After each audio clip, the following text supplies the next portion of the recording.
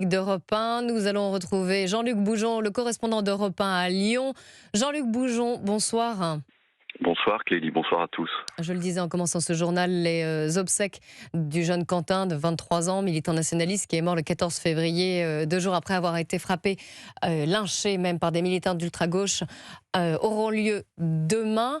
Une cérémonie que les parents veulent très intime et très traditionnelle. Oui, intime, parce qu'il n'y aura pas plus d'une trentaine de personnes pour cette cérémonie qui ne réunira que la famille et les amis très proches. Les militants nationalistes, les simples curieux ou même les journalistes ne sont pas conviés et seront priés de rester à l'écart. Il y aura peut-être même un dispositif de sécurité. Les parents veulent un moment de recueillement dans l'intimité la plus stricte, explique Domitil, une amie proche de Quentin.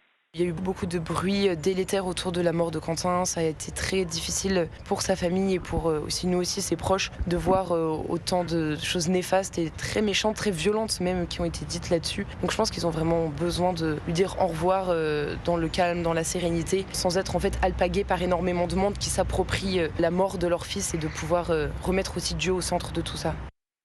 Une messe traditionnelle qui se déroulera dans l'église Saint-Just dans le Vieux-Lyon, pas très loin de la basilique de Fourvière. Saint-Just, une paroisse que fréquentait parfois le jeune homme, et la messe sera donc très traditionnelle. Écoutez.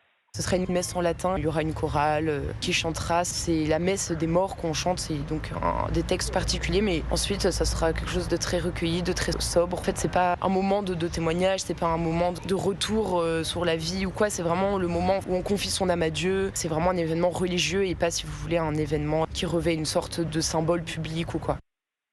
Une cérémonie qui sera à l'image de Quentin de Ranc, jeune homme très pieux qui s'était converti récemment à la messe en latin. Merci beaucoup Jean-Luc Bougeon, le correspondant d'Europe 1 à Lyon.